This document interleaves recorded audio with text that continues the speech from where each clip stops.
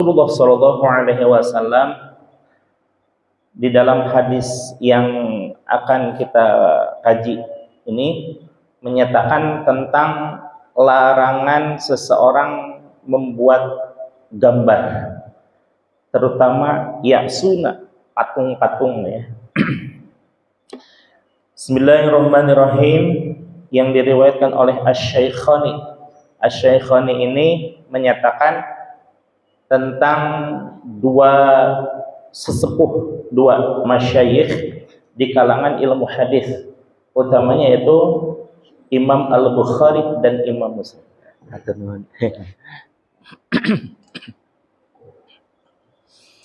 Ada istilah rawahu asy-syaikhani atau istilahnya muttafaqun alaih. Di dalam hadis kita seringkali mendapatkan periwayat hadis tersebut dengan ungkapan asy-syaikhani atau muttafaqun alaih.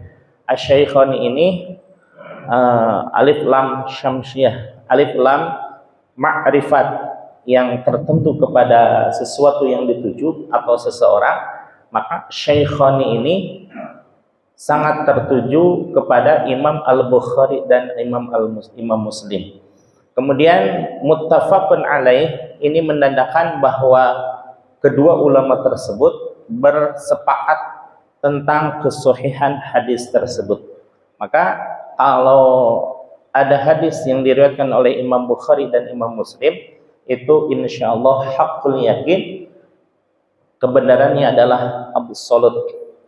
Kenapa hadis dikatakan absolut, bukan hanya Al-Quran saja?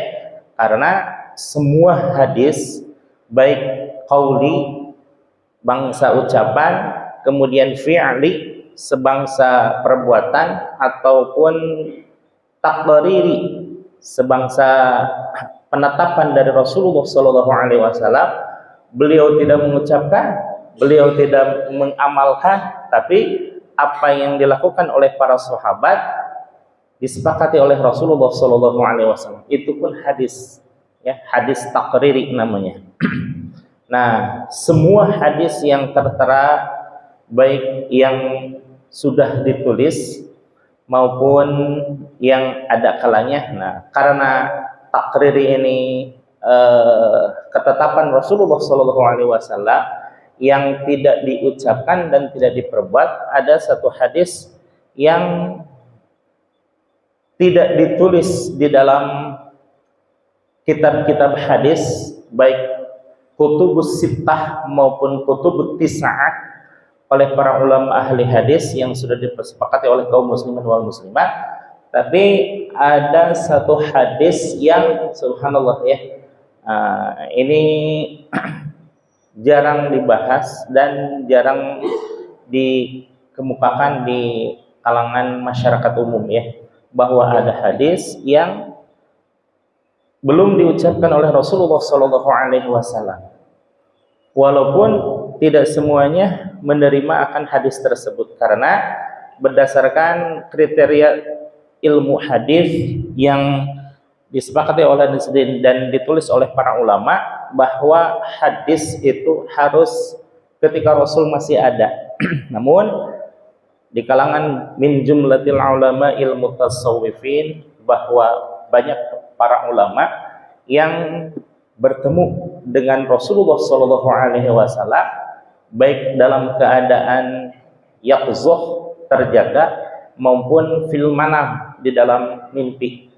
Nah, ada hadis yang tidak diucapkan dan ditulis oleh para ulama ahli hadis, tapi itu diterima oleh sebagian kaum muslimin, yakni hadis yang diucapkan oleh Rasul, bahkan diperbuat oleh Rasul, dan sebagian ditunjukkan oleh Rasul yang menyatakan bahwa ini adalah hadis. Seperti halnya dalam kisah Imam Al-Ghazali. Suatu saat Imam Al-Ghazali didakwa bahwa banyak hadis-hadis yang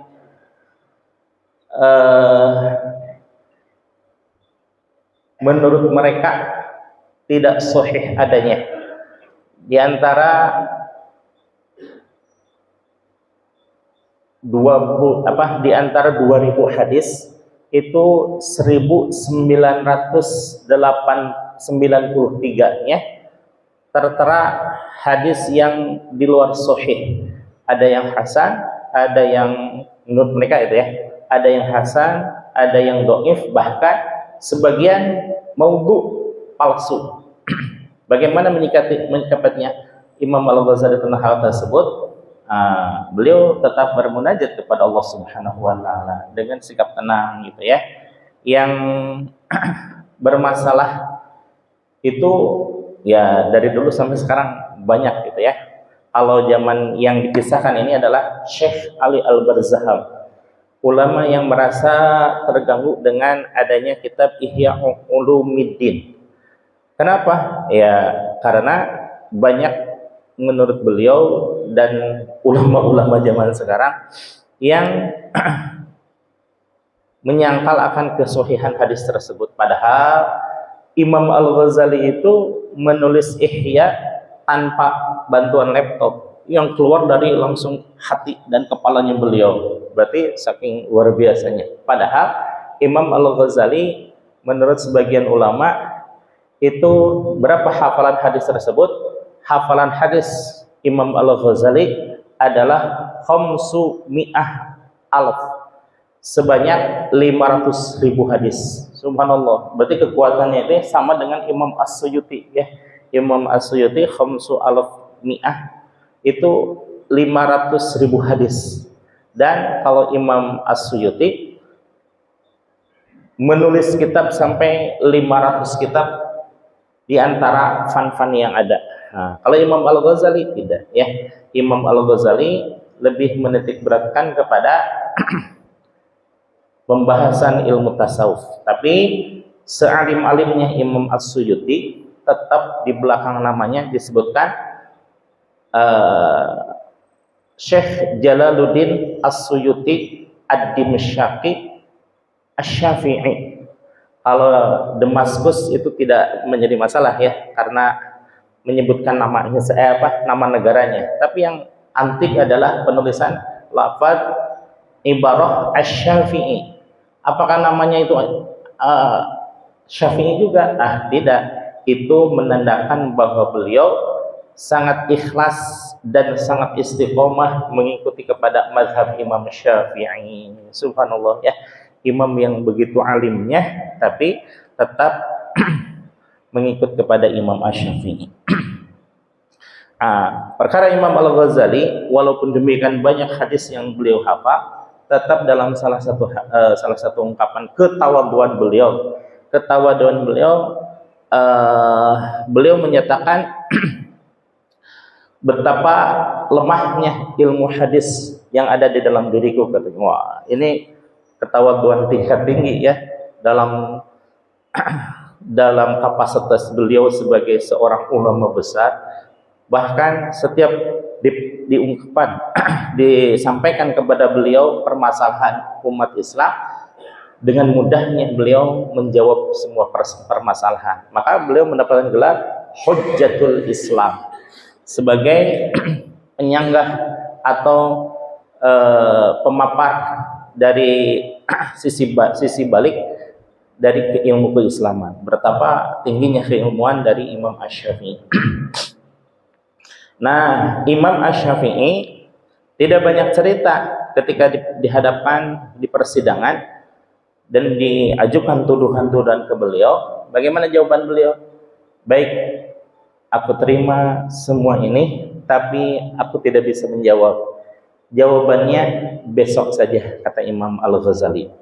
Imam Al-Ghazali munajat, dan malamnya bukan hanya kepada Imam Al-Ghazali saja bermimpi, yaitu Imam Ali Al-Barzaham pun bermimpi yang sama dengan mimpi Imam Al-Ghazali, yaitu mimpinya datang kedatangan Rasulullah SAW disertai dengan sahabat Abu Bakar, sahabat Umar di sebelah kanan, sahabat Utsman, sahabat Ali di sebelah kiri, dan di pinggirnya itu adalah Imam Al-Ghazali.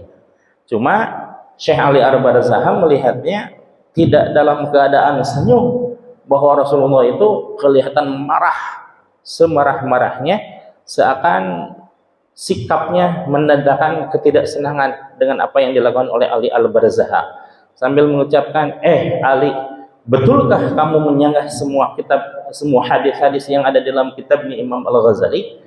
Dengan berkata gemetar, Syekh Ali Al-Barzah menyatakan, benar. Ini ucapan Rasulullah SAW, ya. Ketahuilah wahai Ali Al-Barzah, bahwa semua yang ada di dalam kitab Ihya Ulumuddin itu adalah semuanya sahih, datang dariku. Masya Allah, ya.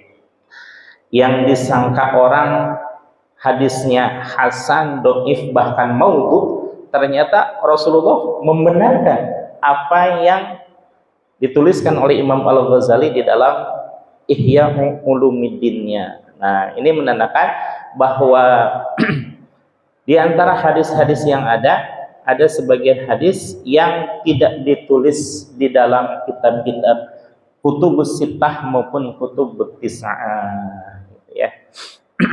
Baik, kita lanjutkan. Innalladzina, sesungguhnya orang-orang,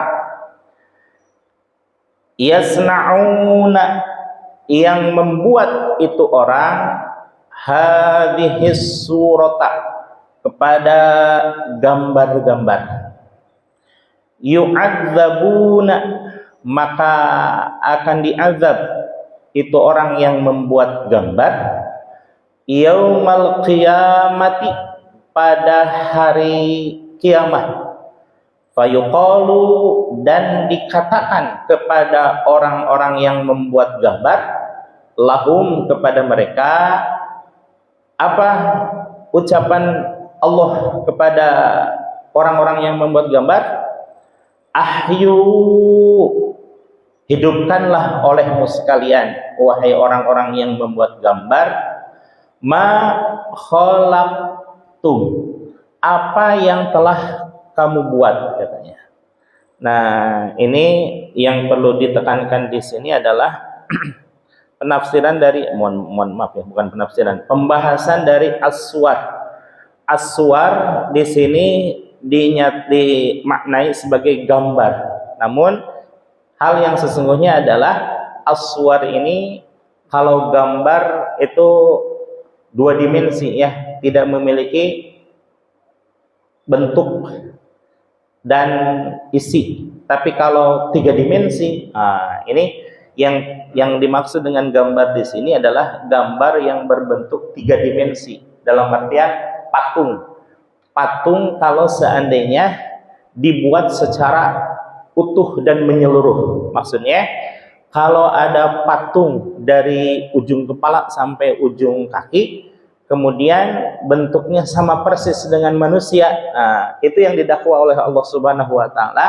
Mereka meminta dimintai pertanggungjawaban kepada orang-orang yang membuat patung tersebut untuk menghidupkan. Padahal tidak mungkin ada yang bisa menghidupkan selain Allah Subhanahu wa Ta'ala. Kalau seandainya patung robot, kalau robot kan tidak menyerupai, ya. Nah, ini bagaimana dengan dakwah Wali Songo? Bukankah mereka sebagian mengislamkan kaum muslimin di tanah Jawa itu menggunakan wayang? Nah, ini ikhtilafnya justru di sini, ya, bahwa para Wali Songo sebagian, ya, yakni Sunan Bonang, Sunan Kalijaga, dan Sunan Derajat, ya. Enggak, bukan Sunan Derajat.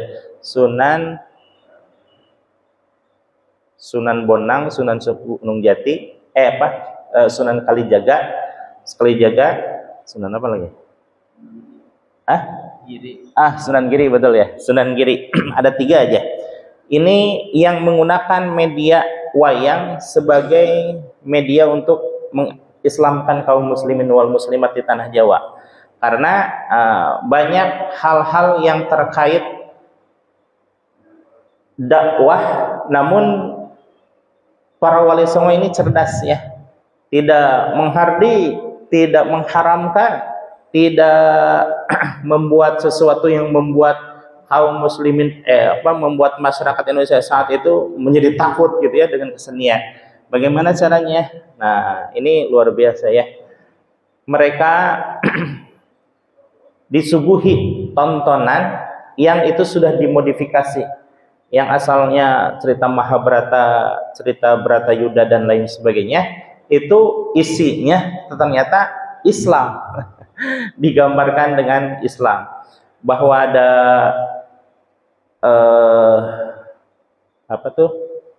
Pandawa 5, itu maksudnya rukun Islam yang 5: syahadat, sholat, zakat, puasa, dan ibadah haji.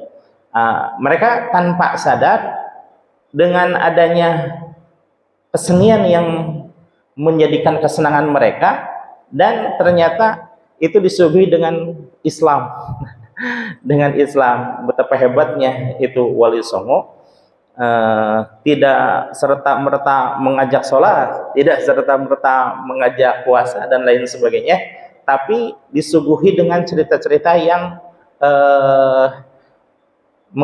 menyenangkan mereka, karena mengamalkan hadis Nabi, kallimu biqadri uqulihim, berbicaralah engkau sekalian dengan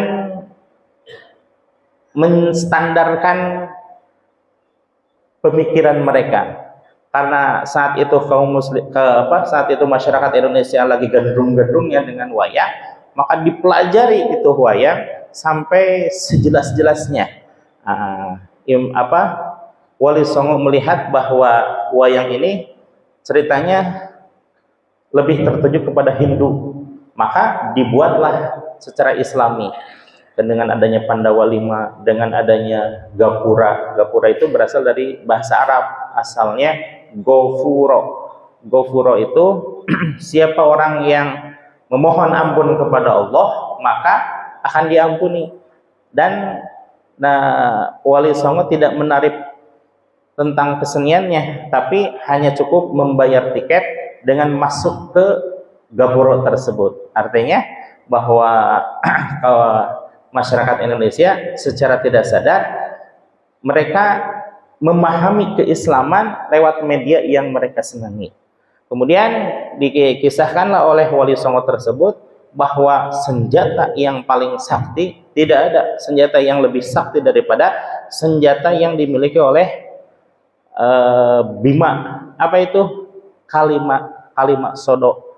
Kalimat sodo itu ya kalimat syahadat. Asyhadu alla ilaha illallah wa asyhadu anna Muhammadar Rasulullah. Subhanallah ya, bahwa ketika seseorang meyakini kalimat sodo tidak ada senjata yang melebihi kehebatan senjata Bima, maka sudah masuk ke alam pemikiran mereka tuh ya, bahwa dengan adanya kalimat syahadat itu membuat mereka menjadi manusia yang sakti mandraguna. Kenapa saktinya? Subhanallah ya.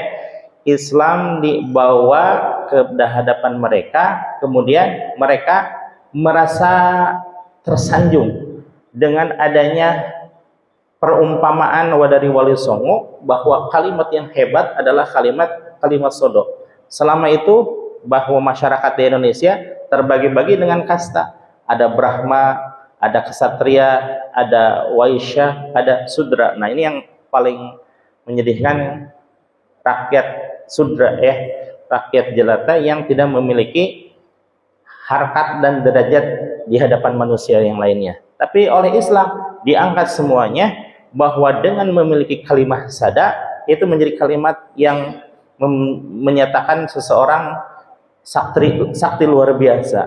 Sakti berarti melebihi ksatria, bahkan melebihi Brahma. Maka subhanallah, banyak berbondong-bondong orang masuk Islam dengan kesadaran. Subhanallah ya. Berbeda dengan zaman-zaman sekarang ya. Kalau Wali Songo mengislamkan orang-orang non muslim.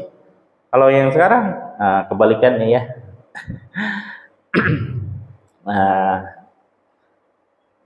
Para Wali Songo membuat wayang dengan ijtihad mereka bahwa tidak mungkin ada makhluk yang hanya berupa selembar dari kulit gitu ya. Kalau manusia kan 3 dimensi ya, sementara wayang itu cuma 2 dimensi. Nah ini yang dimaksud oleh hadis Rasulullah SAW, as-suwar itu adalah gambar yang berupa 3 dimensi dalam artian patung ya. Nah itu yang haram. Bagaimana kalau seandainya ada patung tapi setengah badan? Nah itu pun tidak masalah, ikhtilaf dari para ulama bahwa tidak mungkin ada makhluk yang hanya badan sama kepala saja gitu ya, tanpa ada sempurna dari dada ke bawah. Nah itu sebagian para ulama membolehkan adanya pembuatan patung yang tidak sempurna seperti itu. Di dalam satu riwayat bahwa Siti Aisyah radhiyallahu anha itu memiliki kegemaran memainkan boneka, dan boneka yang tertera di situ di dalam syarah hadis ini ya tentang aswad, bahwa Siti Aisyah memiliki boneka berupa kuda sembrani, hewan kuda sembrani itu kuda terbang ya. Rasulullah SAW tidak melarang kepada Siti Aisyah karena itu hanya permainan, hanya dimain-mainkan, tidak sampai merasuk ke dalam akidah Siti Aisyah. Karena Siti Aisyah itu masih memiliki sifat-sifat, sifat-sifat kekanakan.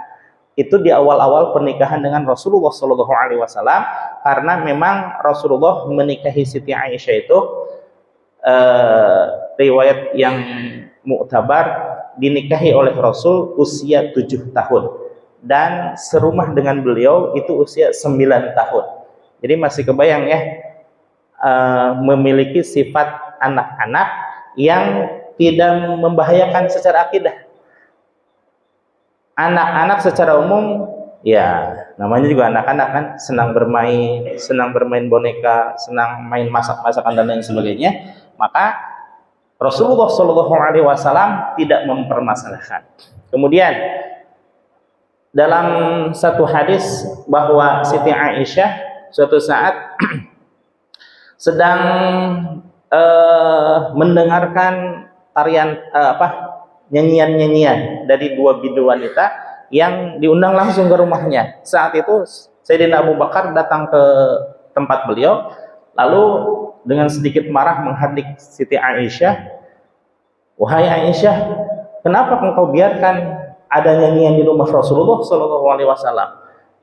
Belum juga Siti Aisyah menjawab, datang Rasul, "Wahai Abu Bakar, biarkan saja, karena itu adalah kesenangan beliau yang tidak membahayakan akidah." Betapa Rasulullah sangat mentolerir sesuatu yang menjadi kebiasaan pada usianya gitu ya. Bahkan Rasulullah SAW pun dikabarkan bertelekan ketika melihat biduan yang menyanyikan lagu-lagu di hadapan Siti Aisyah, Rasulullah tidak sampai untuk menghardiknya. Betapa Rasulullah SAW sangat sangat toleran terhadap apa yang menjadi kebiasaan. Jadi bahwa musik atau nyanyian, kemudian ini aswar, itu adalah gambar yang khusus 3 dimensi, tidak tidak sampai mengharamkan yang 2 dimensi, seperti halnya para wali songo membuat wayang kulit. Nah itu tidak menjadi masalah. Lalu bagaimana katanya di ulama-ulama banyak juga yang menempelkan foto-foto ulama. Nah, tidak masalah juga, karena itu hanya foto yang 2 dimensi, lagian kebanyakan setengah badan dalam patung aja dibolehkan, apalagi cuma gambar gitu ya. Rawahu Asy-Syaikhani, diriwayatkan oleh Imam Al-Bukhari dan Muslim.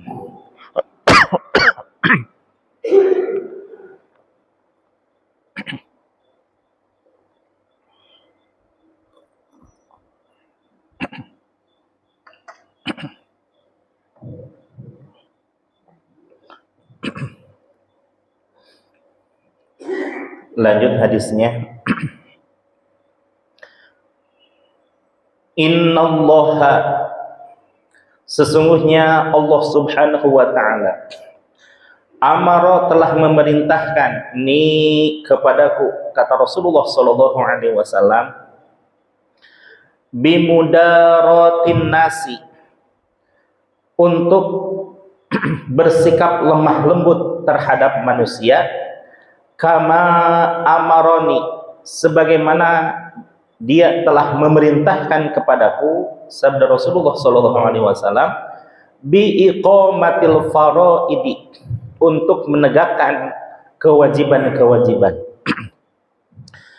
Ini ada kewajiban yang khusus untuk Rasul, ada kewajiban yang diwajibkan untuk para Rasul dan para nabi-nabi yang seluruhnya 24.000 nabi, dan ada kewajiban yang juga terkait keumatan, bahwa apa yang dilakukan oleh Rasul, apa yang dilakukan oleh para nabi, itu sama halnya dengan dilakukan oleh umatnya sekalian.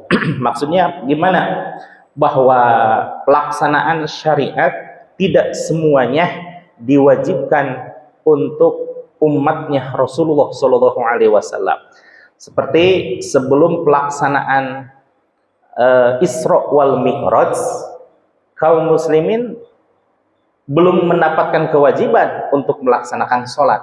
Namun ketika Rasulullah Shallallahu Alaihi Wasallam telah Isra dan Mi'raj, yang mana saat itu Allah mengundang langsung Nabi Muhammad Shallallahu Alaihi Wasallam untuk menerima syariat berupa sholat, maka di saat itu diwajibkan bagi kaum muslimin wal muslimat. Mana buktinya? Sholat tidak wajib untuk kaum muslimin, tetapi wajib untuk para nabi dan para rasul. Ketika Rasulullah Shallallahu Alaihi Wasallam melaksanakan Isra, perjalanan dari Mekah ke Palestina, dari Masjidil Haram ke Masjidil Aqsa, itu tidak langsung Masjidil Aqsa ke Masjidil Haram ke Masjidil Aqsa, langsung lurus begitu saja, tidak. Dalam beberapa riwayat Nabi Muhammad SAW dibawa oleh malak Jibril alaihissalam untuk singgah di 3 tempat. Pertama, bahwa Nabi dibawa oleh malak Jibril ke suatu tempat yang namanya Thayyibah. Sholaita bi Thayyibata. Engkau wahai Muhammad barusan sudah melaksanakan sholat. Nah, sholaita dalam kalimatnya, sudah melaksanakan sholat. Wa innaka wa ilaihal muhajirah. Dan engkau pada saat nanti itu akan hijrah ke suatu tempat itu, Thayyibah. Thayyibah itu nama lain daripada Madinah. Madinah asal katanya adalah Yatsrib.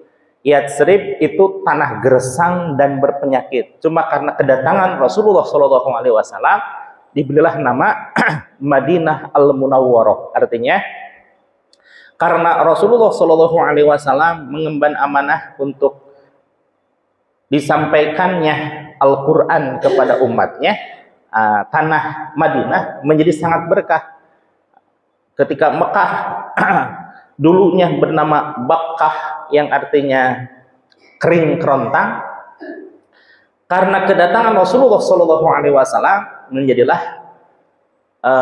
Makkah Al-Mukarramah, Mekah yang dimuliakan. Itu karena Rasulullah SAW mengemban amanah untuk menyampaikan Al-Quran. Jangankan Rasulullah gitu ya, bahwa kulit kambing pun, ini menurut Al-Mukarram, kulit kambing pun ketika menyatu dengan beduk itu dipukul-pukul oleh orang. Tapi ketika menjadi jilid Al-Quran, diciumi itu kulit ya. Padahal aslinya kulit itu ya bagaimana dia bergaulnya gitu ya. Kalau bergaulnya sama diletakkan di atas di dalam bedug, maka dipukul-pukul orang. Tapi kalau seandainya menjadi pembungkus Al-Quran, betapa sangat mulianya itu kulit. Apalagi Rasulullah Shallallahu Alaihi Wasallam yang dari awalnya sudah begitu mulia dan diistimewakan oleh Allah Subhanahu Wa Taala, ditambah-tambah dengan kemuliaan Al-Quran ada di dalam diri Rasul, maka Rasulullah Shallallahu Alaihi Wasallam bertambah-tambah kemuliaannya. Solaita bitaibata wa ilaihal muhajirah. Engkau wahai Muhammad sudah melaksanakan sholat di tempat tersebut dan kesanalah engkau suatu saat akan hijrah, yaitu kota Madinah. Yang kedua, Rasulullah Shallallahu Alaihi Wasallam dibawa ke Turisina. Solaita biturisina hina kallamallahu Musa taklima. Subhanallah ya, bahwa Rasulullah Shallallahu Alaihi Wasallam singgah dulu di Tursina, yang mana tempat tersebut menjadi tempat untuk sering bercakap-cakapnya Nabi Musa alaihissalam dengan Allah. Ini sebagai pelajaran bagi Nabi Muhammad SAW bahwa nabi-nabi yang terdahulu itu tidak sampai bermusyahadah dengan Allah, hanya melihat Allah, tidak sampai menampakkan dirinya. Suatu saat Nabi Musa ingin melihat Allah, ya Allah, aku ingin melihatmu. Kata Allah, tidak akan sanggup wahai Musa. Maka Nabi Musa tetap kekeh ingin melihat. Kata Allah, tuh lihat saja gunung. Kalau seandainya gunung itu bisa bertajali dan engkau bisa bertajali, maka akan hancurlah gunung itu. Betul saja, ketika Nabi Musa alaihissalam melihat gunung tersebut, Allah bertajali, tapi karena tidak sanggup gunung untuk bertajali, dan Nabi Musa pun tidak sanggup, sampai pingsan berhari-hari itu Nabi Musa alaihissalam. Kemudian Nabi Muhammad SAW singgah ke Baitul Lahmi. Solaita bi Baitil Lahmi haitsu wulida Isa alaihissalam, bahwa engkau wahai Muhammad sudah melaksanakan sholat di tempat barusan, yaitu Baitul Lahmi, dalam bahasa Ibrani-nya Bethlehem gitu ya. Hina wulida Isa alaihissalam, yang mana disitulah Nabi Isa alaihissalam dilahirkan. Baru setelah singgah di 3 tempat tersebut, Nabi Muhammad SAW wasaltu bi Baitil Maqdis, saya sampai kepada tempat yang namanya Baitul Maqdis.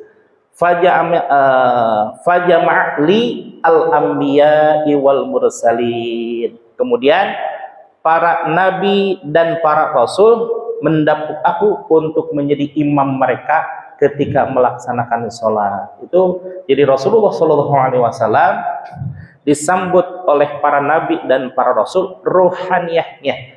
Ruh para nabi diizinkan oleh Allah Subhanahu wa taala untuk menyambut kedatangan Rasulullah SAW, dan yang menjadi imam bagi mereka itu adalah Nabi Muhammad SAW.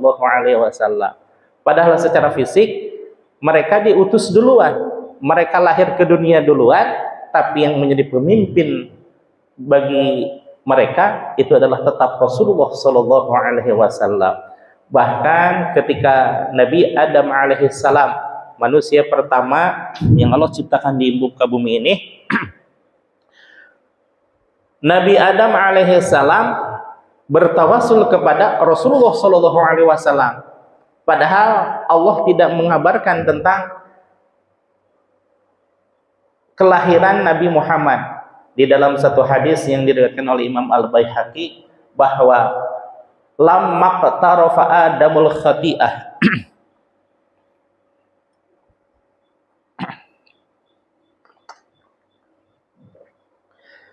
Ketika Nabi Adam alaihissalam terpeleset pada satu kesalahan, faqala, kemudian menyerulah Nabi Adam alaihissalam, bihaqqi Muhammadin Allah ghafartali, dengan kedudukan Nabi Muhammad sallallahu alaihi wasallam, ya Allah, hendaknya engkau mengampuni dosaku, katanya. Heranlah Allah kepada Nabi Adam alaihissalam, ya Adam, kaifa arafta Muhammadan lamma ahlaktuhu, bagaimana engkau bisa mengetahui seseorang yang bernama Muhammad padahal aku belum ciptakan itu Muhammad, katanya. Nabi Adam menjawab, lamma khalaqtani, ketika engkau menciptakanku ya Allah, rafa'tu ra'si, aku mendongakkan kepala, ra'aitu fil arsy maktuban la ilaha illallah Muhammadur Rasulullah. Di tiang-tiang arasy itu tertulis lafaz la ilaha illallah Muhammadur Rasulullah sallallahu alaihi wasallam. Aku mengetahuinya dari tiang-tiang arasy, namamu bersanding dengan seseorang yang bernama Nabi Muhammad sallallahu alaihi wasallam. Nah, bahwa hadis tersebut menjadi dalil tentang dibolehkannya itu tuh ya, lafaz Allah dan lafaz Muhammad di hampir di setiap masjid itu lafaz Allah, lafaz Muhammad. Untuk sebagian kaum muslimin menyatakan tidak boleh, katanya, ini mensejajarkan Allah dengan Nabi Muhammad SAW, seolah-olah Nabi Muhammad itu sejajar kedudukannya dengan Allah Subhanahu. Padahal yang pertama mensejajarkan beliau itu adalah Allah, dalam hadis yang diriwayatkan oleh Imam Al-Baihaqi tersebut. Maka bagaimana manusia zaman sekarang bukan dalam artian mensejajarkan, tidak, tetap kedudukan Nabi Muhammad itu sebagai makhluk dan Allah sebagai khaliq. Nah, di dalam hadis tersebut Allah sendiri yang mensejajarkan Nabi Muhammad. Betapa mengagungkannya Allah Subhanahu wa taala kepada Nabi Muhammad. Bahkan kalau seandainya Nabi Adam tidak bertawasul kepada Rasulullah sallallahu alaihi wasallam, itu tidak mungkin diampuni oleh Allah. Tapi karena di akhir hayat tersebut ya, akhir hadis tersebut, sodaqta ya Adam, bahwa engkau benar wahai Adam, bahwa Nabi Muhammad SAW itu adalah seseorang yang sangat aku cintai. Pana faqad ghafartu laka, maka aku ampuni engkau dengan asbab engkau bertawasul kepada Nabi Muhammad sallallahu alaihi wasallam. Luar biasa itu ya.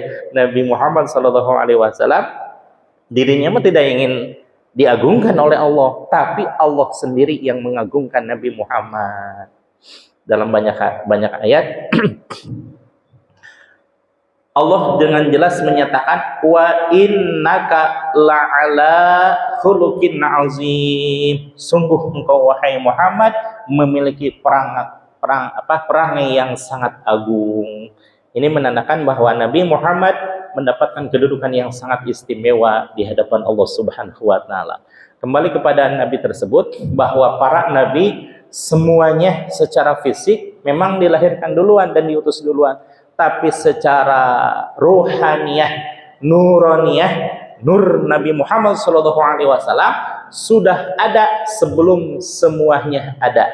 Allah, yang keduanya adalah Nur Muhammad. Dari Nur Muhammad ini diciptakanlah makhluk-makhluk, diantaranya Nabi Adam alaihissalam. Nah, itu yang menjadikan ada syariat yang khusus untuk Nabi, ada syariat yang dikhususkan untuk Rasul, dan ada juga syariat yang disebarkan kepada umatnya Nabi Muhammad sallallahu alaihi wasallam. Yang tadi bahwa Allah memerintahkan kepada Nabi Muhammad SAW, ini khususiyah ya, khususiyah kepada Nabi Muhammad, tidak kepada nabi-nabi yang lainnya. Apa itu salah satunya? Salah satunya amaroni bimudarotin nas, bahwa Allah memerintahkan kepadaku, kata Rasulullah SAW, untuk bersikap lemah lembut kepada manusia sebagaimana Allah mewajibkan akan kewajiban-kewajiban kepadaku. Mana salah satu bukti bahwa Rasulullah bersikap lemah lembut? Nah, ini sedikit lagi ya. Di dalam rumah tangga Rasulullah SAW dikabarkan ketika suatu saat asyik beribadah di Makkah di Ka'bah Baitullah, suatu saat Nabi Muhammad pulang kemalaman. Ketika itu Siti Aisyah tidur sampai di belakang pintu untuk cepat-cepat mengetahui akan datangnya Rasul. Tapi karena saking pulas, tok tok tok, assalamualaikum, tidak ada jawaban. Tok tok tok, assalamualaikum, tidak ada jawaban. Sampai 3 kali Rasulullah uluk salam, Rasul tidak menendang pintu, langsung menggelarkan jubahnya dan mengambil bertelekan tangannya, lalu tidurlah Rasulullah SAW. Besoknya ketika hampir menjelang subuh, ketika Siti Aisyah membuka pintu, kelihatan oleh Rasulullah langsung bangun. Yang pertama kali minta maaf adalah Rasulullah SAW. Subhanallah, betapa sangat sayangnya kepada keluarga, sampai-sampai Rasulullah yang minta maaf duluan. Kemudian ketika Rasulullah SAW dikejar oleh pasukan kafirin, salah satunya Da'thur gitu ya, Rasulullah SAW mengampuni Da'thur dengan sedemikian rupa. Ketika Rasulullah ditempelkan pedang ke leher beliau, si Da'thur menyatakan, siapa Muhammad yang akan menolong kamu? Ini pedang sudah ada di depan kamu, katanya. Kata Nabi Muhammad SAW, Allah. Dengan ucapan kata Allah itu bergetar si Da'thur, jatuh, kemudian Rasul ambil. Siapa sekarang yang akan menolong kamu? Tidak ada, wahai Rasul. Subhanallah, Rasulullah SAW menyatakan pengampunan, maka masuk Islamlah Da'thur. Satu lagi, yaitu ketika Nabi Muhammad SAW ditawarkan oleh malak Jibril untuk menimpuk orang-orang kafir dengan gunung Uhud, katanya. Wahai Muhammad, itu orang-orang saking membencimu, orang-orang akan membunuhmu, orang-orang tidak senang dengan keadaanmu, sampai orang-orang melempari engkau dengan batu sampai berdarah. Kalau seandainya darah engkau menetes ke bumi ini, maka akan aku timpuki mereka dengan gunung Uhud, katanya. Kata Rasulullah SAW, jangan wahai Jibril, bahwa aku diutus ini untuk menyadarkan mereka dengan satu misi, nadhira wa basyira, memberi peringatan dan juga memberikan rasa kegembiraan. Bahkan Rasulullah SAW mendoakan mereka, Allahumma hdi qaumi fa innahum la ya'lamun. Ya Allah, hidayahilah mereka karena mereka tidak mengetahui bahwa sesungguhnya aku membawa mereka sa'idun fid dunya wa sa'idun fil akhirah. Jadi betapa Rasulullah SAW sangat menjaga perintah Allah Subhanahu wa taala untuk bersikap lemah lembut kepada siapapun. Subhanallah. Mudah-mudahan kita semuanya bisa